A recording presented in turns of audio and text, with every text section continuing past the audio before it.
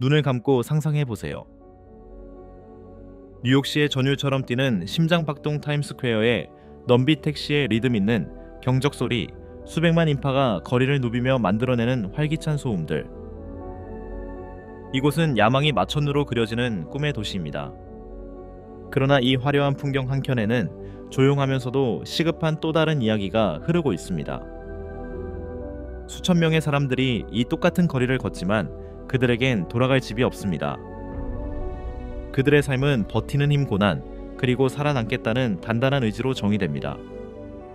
이 트래블 다큐멘터리는 우리가 엽서 속에서 보던 뉴욕의 이미지 너머로 한 걸음 더 들어가 연민의 시선으로 이 도시의 진짜 속살을 들여다보고 사상 최악의 수준에 이른 노숙자 위기 속 숨겨진 인간의 이야기를 함께 따라가고자 합니다.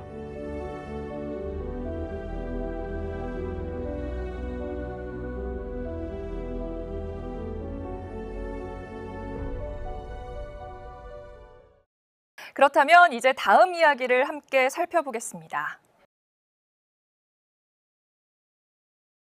기회의 도시 전 세계가 우러러보는 상징이었던 뉴욕시가 지금은 전례 없는 노숙자 위기를 마주하고 있습니다. 2025년 1월 뉴욕시의 쉼터에는 매일 밤 무려 125회의 3명의 사람들이 몸을 의탁했습니다. 이는 1930년대 대공황 이후 가장 높은 수치로 노숙자 연합 코알리션 포 더 홈레스의 자료에 따른 것입니다. 이 숫자에는 공원 벤치에서 자는 이들, 지하철 터널 속에서 버티는 이들, 혹은 잠시 지인 집에 얹혀 지내는 이들까지 포함되지 않습니다. 전문가들은 2024년 한 해 동안 노숙을 한 형태로 경험한 뉴욕 시민이 35만 명이 넘는다고 추산합니다. 이 트랩을 다큐멘터리는 그 위기의 규모 원인, 그리고 파장을 깊이 있게 추적하며 1조 1천억 달러의 경제 규모를 가진 이 도시가 왜 사람들을 지키지 못하는지, 그리고 이 이야기를 어떻게 바꿔나갈 수 있을지를 묻습니다.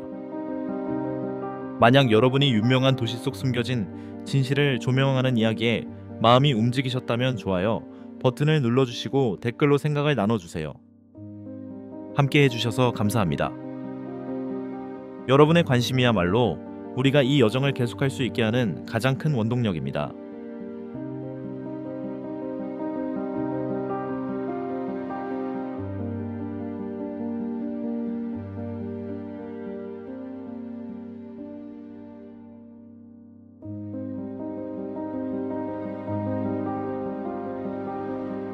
역사 속 뿌리를 따라가다.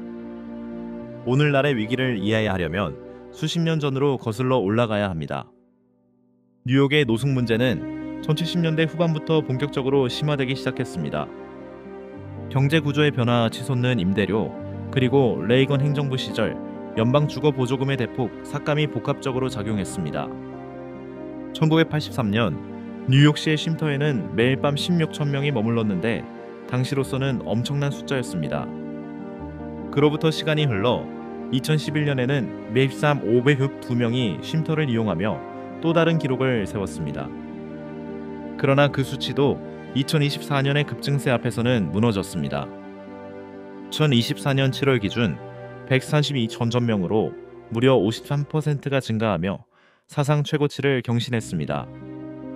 1981년 찰라한데 캐리 소송 이후 제정된 쉼터를 받을 권리 Right to Shelter 법은 누구든지 필요하면 잠자리를 제공받을 수 있도록 보장합니다. 이 법은 뉴욕을 미국 내에서도 유일한 도시로 만들어 주었지만 2025년 현재 쉼터 가동률이 98%에 달하면서 시스템은 한계에 다다르고 있습니다. 이는 수십 년간 누적된 정책 실패가 한꺼번에 터져나온 결과이기도 합니다.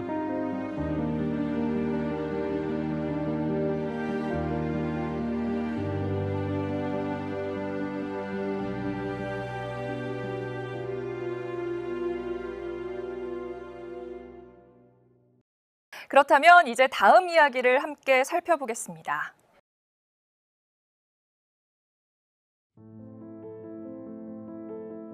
뉴욕의 노숙자 인구는 도시만큼이나 다양합니다. 2025년 기준 쉼터 거주자의 70%는 가족 단위였으며 그 안에는 만 18세 미만 아동이 무려 41.6명 포함되어 있었습니다.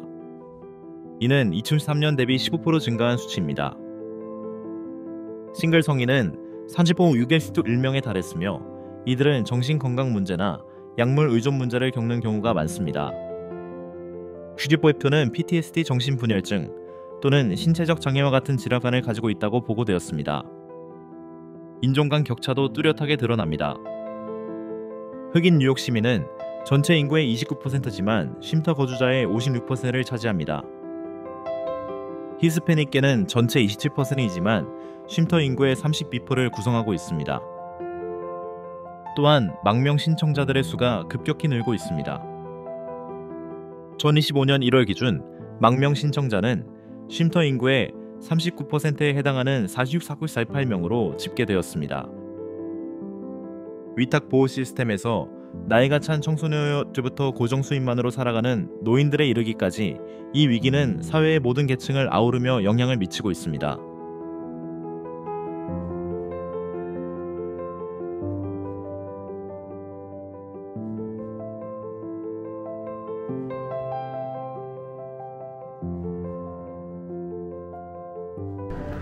위기의 핵심 주거 대란. 이번 위기의 뿌리는 참혹할 정도의 감당 가능한 주택 부족에 있습니다.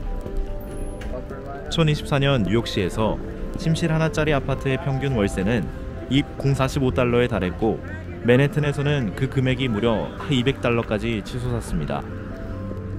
연소득 중간값이 사실 600달러인 저소득 노동자에게 이 같은 월세는 수입의 절반 이상을 차지하며 식비나 교통비, 의료비 같은 필수 지출에는 거의 여유가 없습니다.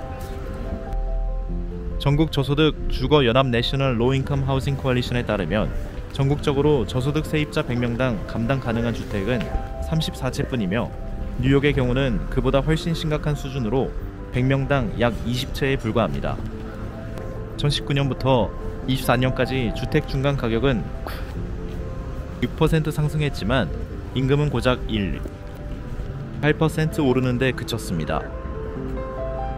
이 벌어지는 격차는 수많은 가정을 위태롭게 만들고 있습니다. 작은 재정 충격 직장을 잃거나 갑작스러운 병원비 혹은 임대료 인상 하나만으로도 즉각 퇴거 조치로 이어지고 결국 거리로 내몰리는 결과를 낳습니다.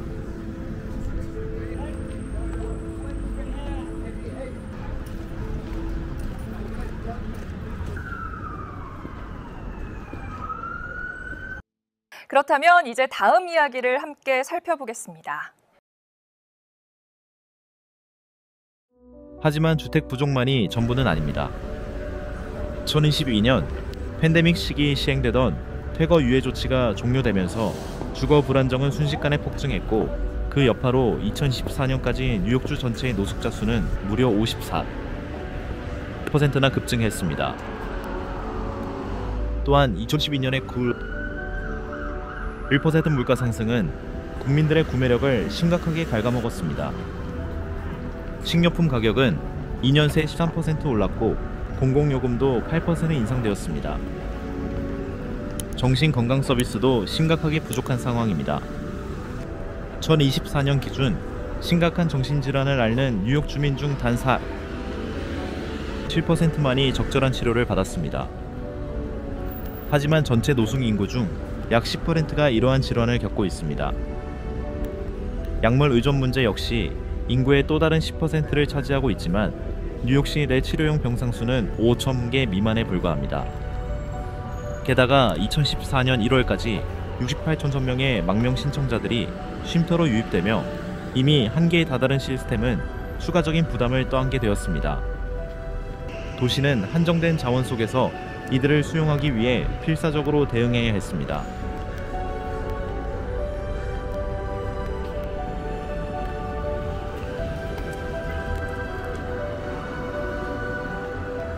정책적 노력과 그 한계. 뉴욕시의 노숙자 대응은 과감한 약속과 고질적인 공백이 공존하는 구조입니다. 1981년부터 시행된 쉼터를 받을 권리 라이트 쉘터 법은 지금까지 120만 명 이상의 사람들에게 잠자리를 제공해 왔습니다. 이처럼 법적으로 쉼터 제공을 의무화한 도시는 미국 내 어디에도 없습니다.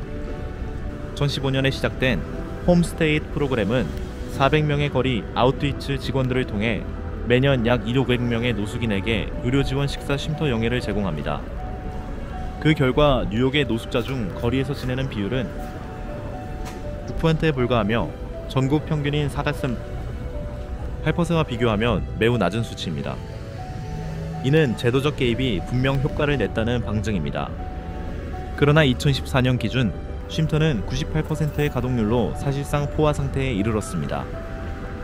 2022년 에릭 아담스 시장은 지하철 안전 계획을 발표하며 노숙자 923빌명을 세이프 헤이븐 쉼터로 이동시켰지만 비판자들은 이 정책이 구조적 문제 해결보다 겉보기에 치중한 방편에 불과하다고 지적합니다.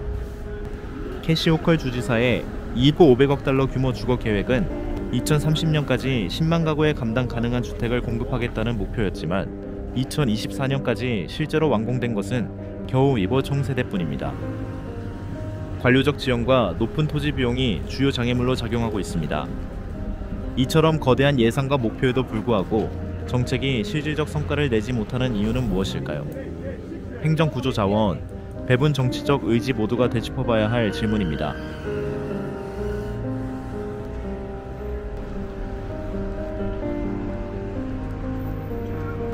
뉴욕 거리 현장 속으로 이 트래블 다큐멘터리는 바로 그 최전선으로 시청자를 안내합니다.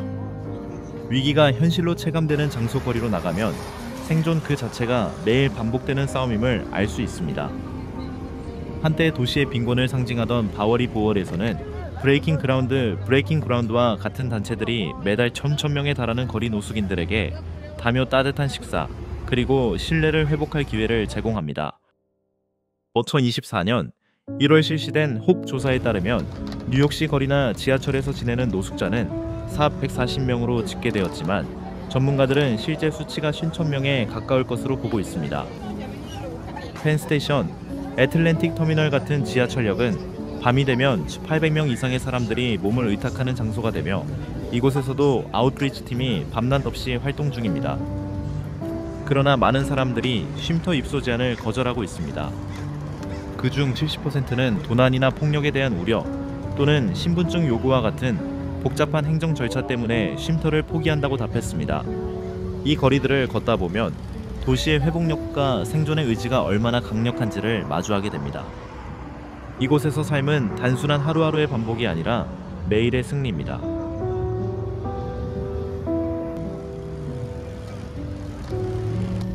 가족과 아이들에게 남긴 상처. 노숙 위기의 가장 큰 희생자는 다름 아닌 가족 그 중에서도 어린이들입니다. 논문 23, 2014 학년도 동안 뉴욕시의 학생 랩 436 공선명이 노숙 상태를 경험했습니다. 이는 전체 학생 8명 중 1명꼴이며 2022년 대비 12% 증가한 수치입니다. 이 어린이들은 교육의 연속성이 끊기기 쉽고 실제로 30%가 매년 20일 이상 결석하고 있습니다. 결과적으로 졸업률이 낮아지고 미래의 기회도 좁아집니다. 노숙 가정의 60%는 식량 불안정 상태에 놓여 있으며 정기적인 의료 서비스를 받는 어린이는 겨우 40%에 불과합니다. 이로 인해 천식 비만 발달 지연 등 건강 문제가 더 많이 발생하고 있습니다. 패밀리 프로미스 같은 프로그램은 매년 5천만 가정에게 학습지도 직업훈련 주거 지원 등을 제공하고 있지만 수요는 공급을 한참 초과합니다. 현재 200명의 학교 내 노숙아동 전담 직원이 배치되어 있지만 한 명당 평균 500건을 관리하며 자원이 턱없이 부족한 실정입니다. 이처럼 어린 시절에 경험한 불안정은 이들의 삶 전체에 파급 효과를 남기며 시급한 개입과 지속적인 지원이 필요합니다.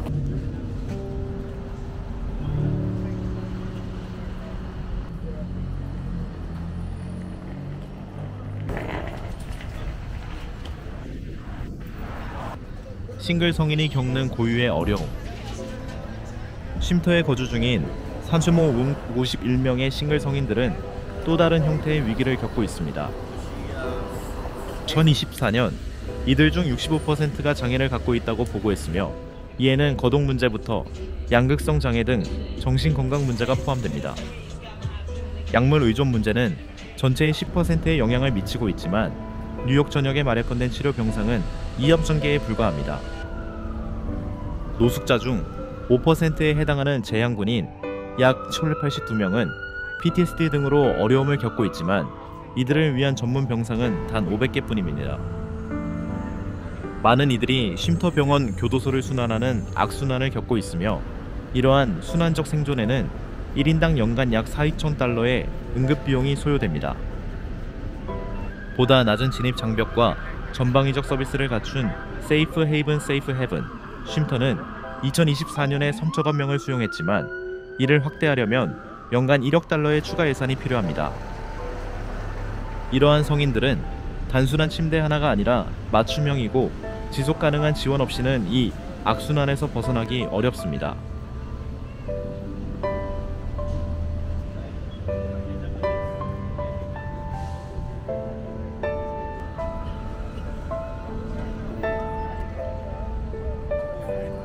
비영리 단체의 역할. 비영리 단체는 이 전선에서 도시의 생명줄과 같은 존재입니다. 1879년 설립된 바워리 미션 더 바워리 미션은 매일 밤 벤츠몬 ton새끼의 식사를 제공하며 1,000개의 침대를 운영하고 있습니다. 1981년부터 활동해온 노숙자 연합 코얼리션 포 더 홈레스는 매년 120만 끼의 식사를 나누고 정책 개혁을 촉구하며 법률 지원을 통해 약 10,000건의 퇴거를 막고 있습니다. 여성과 아동에 초점을 맞춘 윈윈은 2024년 한 해 동안 4,800가정을 수용하며 보육 서비스와 직업 훈련도 함께 제공했습니다. 이러한 단체들은 총 2만 명의 자원봉사자와 연간 5억 달러의 기부에 의존하고 있지만 실제 필요 인구 중 극히 일부만을 지원할 수 있을 뿐입니다. 도움을 받은 사람 1명당 3명은 아직도 기다리고 있습니다. 이는 선의와 시스템 개혁 사이의 간극이 얼마나 큰지를 보여주는 대표적인 현실입니다.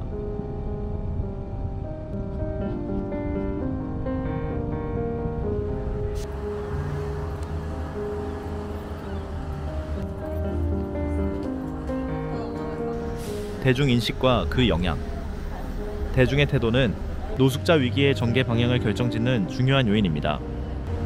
2007년 시에나 칼리지 여론조사에 따르면 뉴욕 시민의 90%가 모든 이가 쉼터를 가질 자격이 있다고 믿고 있었습니다. 하지만 2024년 퀴니피행 여론조사에서는 응답자의 40%가 더 엄격한 쉼터 규정을 지지한다고 답했습니다. 이는 지하철 혼잡이나 노숙촌의 가시성에 대한 시민들의 피로감이 반영된 결과입니다. 언론 보도 역시 부정적인 경향이 강합니다. 2024년 관련 기사 중 30%는 노숙 문제를 범죄와 연관지었지만 실제로 노숙자가 연루된 범죄는 전체의 단 5%에 불과했습니다. 또한 뉴욕 시민의 30%는 노숙의 원인을 개인의 실패로 돌리고 있습니다. 하지만 2019년 이후 20% 넘게 상승한 임대료 같은 구조적인 원인은 종종 간과됩니다. 이처럼 잘못된 인식을 바로잡는 것이야말로 해결의 우선순위를 정하는 데 있어 매우 중요합니다. 이 트랩을 다큐멘터리는 진솔한 이야기들을 통해 공감을 이끌고 새로운 시선으로 이 위기를 바라보도록 돕는 것을 목표로 합니다. 여러분은 어떻게 생각하시나요? 대중인식은 우리가 어떤 해법을 우선시하느냐에 어떤 영향을 준다고 보시나요? 그렇다면 이제 다음 이야기를 함께 살펴보겠습니다. 노숙 문제는 단지 인도주의적 사안이 아닙니다. 도시 재정에 큰 부담을 주는 경제적 문제이기도 합니다. 2024년 뉴욕시는 노숙자 서비스를 위해 총 32억 달러를 지출했습니다. 이 중 19억 달러는 쉼터 운영, 5억 달러는 아웃리치 활동, 그리고 3억 달러는 퇴거 예방에 쓰였습니다. 노숙자 1명당 연간 4만 달러의 응급비용이 소요됩니다. 병원, 경찰, 교도소를 오가는 악순환 때문입니다. 반면 연구 지원, 주거 permanent supportive housing는 1인당 연간 17,000달러의 비용으로 노숙을 80%는 줄일 수 있습니다. 홈베이스 같은 예방 프로그램은 2024년에 2억 달러를 투자해 2만 가구의 퇴거를 막았습니다. 이로 인해 투자한 1달러당 2달러의 예산 절감 효과를 거두었습니다. 이 위기를 방치할수록 비용은 눈덩이처럼 불어나며 1조 1천억 달러 규모의 뉴욕 경제조차 그 압박을 견디기 어려워지고 있습니다.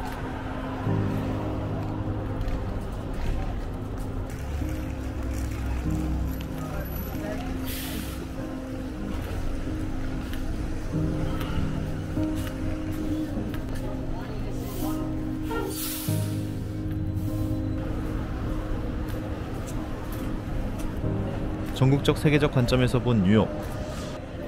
뉴욕의 고군분투는 더 넓은 그림의 일부입니다. 2024년 미국 전역에서 단 하루 동안 480명이 노숙 상태로 집계되었습니다. 이는 2013년 대비 18% 증가한 수치입니다. 그중 뉴욕은 전체 20%를 차지하며 인구 1,000명당 10명이 노숙자로 분류됩니다. 이는 하와이 마일 1,000명 다음으로 높은 수치입니다. 로스앤젤레스 7보 312명, 시카고 26 50명도 유사한 문제에 직면해 있지만 법적으로 쉼터 제공을 의무화한 뉴욕은 구조에서 큰 차이를 보입니다. 세계적으로 보면 유엔은 16억 명이 적절한 주거를 갖추지 못했다고 보고합니다. 인도 뭄바이에서는 약 100만 명, 영국 런던에서도 약 17만 명이 노숙 상태에 있는 것으로 추정됩니다. 또한 2024년 한 해 동안 미국 내 처음으로 노숙을 경험한 사람은 98.6명에 달하며 이는 전년 대비 15% 증가한 수치입니다. 이 트래블 다큐멘터리는 뉴욕을 하나의 축소판으로 바라봅니다. 부와 빈곤이 맞부딪히는 이 도시에서 우리는 전 세계 도시들이 마주한 공동의 질문, 누가 집을 가질 수 있는가? 라는 물음을 다시금 마주하게 됩니다.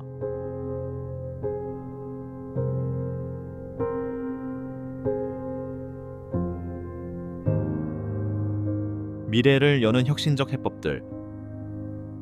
희망은 과감한 혁신에서 시작됩니다. 브루클린 브라운스빌에서 진행된 200세대 규모의 모듈러 주택 프로젝트는 기존 대비 공사 기간을 50% 건설 비용을 30% 절감하며 한 세대당 15만 달러의 주택을 공급했습니다. 이는 전통적인 방식 50만 달러에 비하면 혁명적인 변화입니다. 2024년 섹션 8과 같은 임대 지원 프로그램은 25만 명의 뉴욕 시민을 지원했지만 아직도 20만 명이 수년째 대기자 명단에 이름을 올려놓고 있습니다. 도시 전역에 걸쳐 울파 500세대를 관리하는 커뮤니티 토지 신탁은 소유권을 지역사회가 유지한 채 가격을 상한선 내로 제한하여 감당 가능한 주거를 지켜내는 방식입니다. 정신건강 클럽하우스는 3,000건 명을 대상으로 치료와 직업훈련을 통합 제공하며 참여자의 노숙률을 40% 낮추는 효과를 냈습니다. 휴스턴은 2012년 이후 노숙자 수를 60% 줄이는 데 성공했으며 이는 하우징 퍼스트 모델의 실효성을 보여줍니다. 하지만 뉴욕은 영향을 받는 인구가 무려 35만 명에 이르러 훨씬 더 막대한 자원이 필요합니다.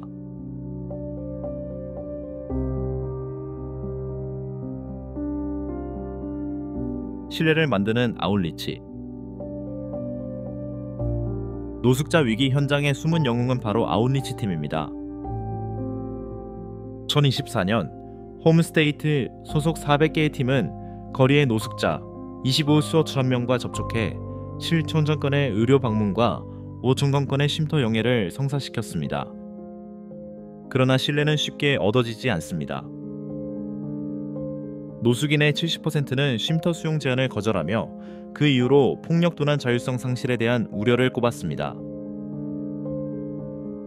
프로젝트 리뉴얼과 같은 프로그램은 동료 상담사나 과거 노숙 경험이 있는 사람을 훈련시켜 현장 접촉률을 20% 이상 높이는 성과를 냈습니다. 브롱크스에서는 이동식 샤워 시설과 이발 서비스를 통해 2,000명 이상의 노숙자에게 위생과 인간적인 존엄을 회복시켰습니다. 이러한 노력은 단지 자원을 제공하는 것 이상으로 대화와 신뢰를 통해 해법이 시작된다는 점을 보여줍니다.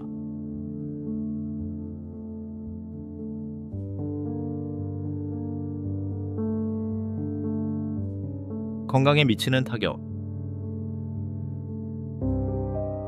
노숙은 육체적, 정신적 건강을 모두 파괴합니다. 2024년 쉼터 거주자의 60%는 당뇨병, 고혈압 등 만성 질환을 앓고 있으며 불규칙한 치료 접근으로 상태는 더욱 악화되고 있습니다. 노숙자들의 응급실 방문은 연간 5억 달러의 비용을 초래하며 매년 약 2만 명이 병원에 입원합니다. 정신건강 문제는 특히 심각합니다. 노숙자 중 10%는 중증 정신질환을 겪고 있지만 전역의 정신과 병상은 단 2,000개뿐입니다. 약물 의존은 10%의 영향을 미치며 매년 500건의 과다 복용 사망이 발생합니다. 헬스 홈에스 홈스 프로그램은 5,000명을 대상으로 복합 치료를 조율하고 있지만 지원의 틈은 여전히 큽니다. 노숙자의 평균 수명은 일반 시민보다 20년 짧으며 이는 안정적인 주거가 곧 건강 개입의 출발점임을 명확히 보여줍니다.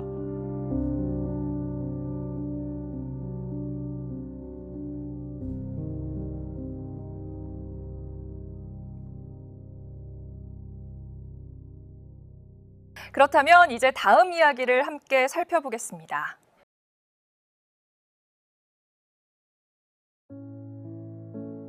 비영리 단체를 넘어 지역사회 자체가 변화를 이끌고 있습니다. 2024년 할렘의 상호부조 단체들은 쉼터로는 감당할 수 없는 공백을 메우며 5만 끼의 식사를 나누었습니다. 전역의 200개 교회는 매일 밤 2,000개의 침대와 연간 50만 끼의 식사를 제공하고 있습니다. 세입자 조합은 10만 명의 세입자를 대표하며 2024년에만 5천 가구의 퇴거를 막았습니다. 브루클린에서는 10개의 커뮤니티 정원이 1,000명의 노숙자에게 식량과 일자리를 제공하며 삶의 목적을 되찾도록 돕고 있습니다. 이러한 활동은 5만 명의 자원봉사자에 의해 뒷받침되고 있으며 뉴욕 시민들이 가진 연대의 힘을 보여줍니다. 하지만 35만 명이 영향을 받는 이 위기를 해결하기 위해서는 훨씬 더 체계적이고 대규모의 공공협력이 절실합니다.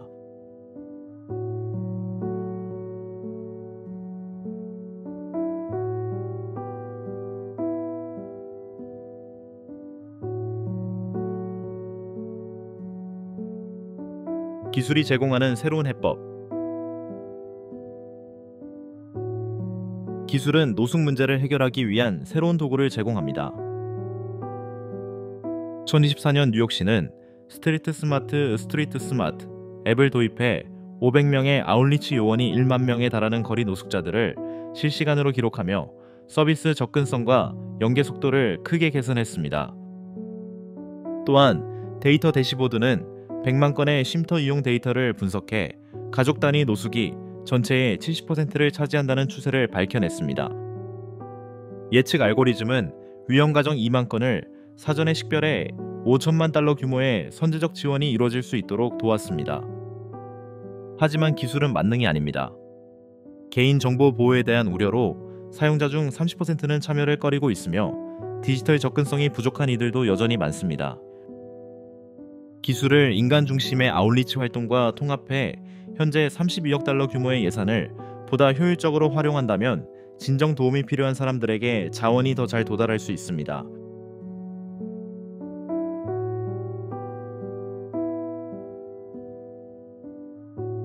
위기의 규모에 걸맞은 확장 전략. 해결책을 대규모로 확대하는 것은 엄청난 도전 과제입니다.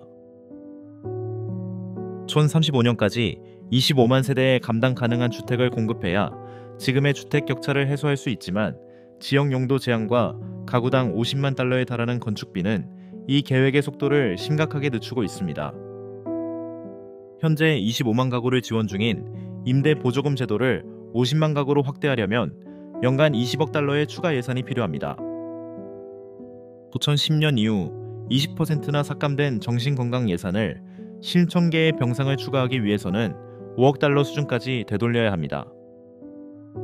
2024년 한 해 동안 100만 명을 지원한 1,000개에 달하는 비영리 단체들의 활동을 통합하려면 통일된 전략과 조정이 절실하지만 현재까지는 단체 간의 단절과 중복이 여전히 문제로 남아 있습니다. 2025년 연방 정부가 제안한 100억 달러의 예산은 큰 도움이 될 수 있지만 정치적 교착 상태는 그 실행을 위협하고 있습니다. 여러분이 보시기에 이러한 장벽을 넘어 지속 가능한 변화를 이끌 수 있는 해결책은 무엇이라 생각하시나요?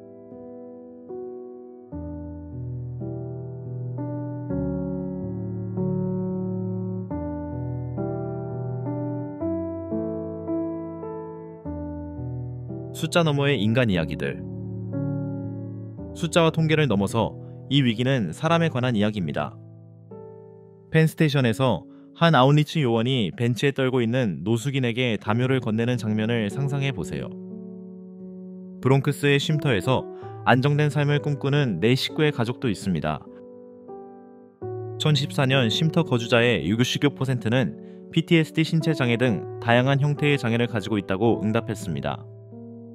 140명 이상으로 추정되는 거리 노숙자들은 도난 폭력 등의 위험을 이유로 쉼터를 거부하고 있습니다.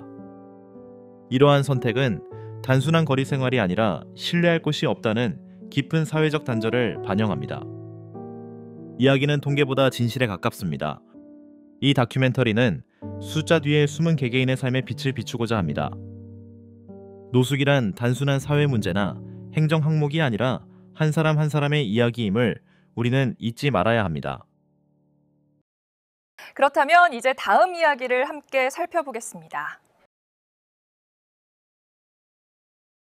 지속 가능한 해결책은 비전 있는 정책에서 시작됩니다. 2017년에 출범한 뉴욕시의 15개년 계획은 총 20만 세대의 감당 가능한 주택을 공급하는 것을 목표로 했습니다. 2025년까지 8만 세대가 완공되었지만 가구당 평균 비용은 45만 달러에 달해 예산 소모가 심각한 수준입니다.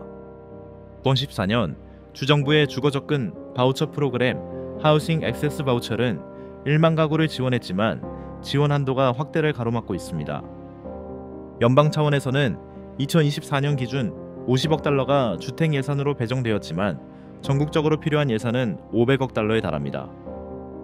도시주 연방 정부 간 목표를 일치시킨다면 2040년까지 50만 세대의 주택 공급도 가능하지만 이를 위해서는 정치적 용기와 리더십이 필요합니다.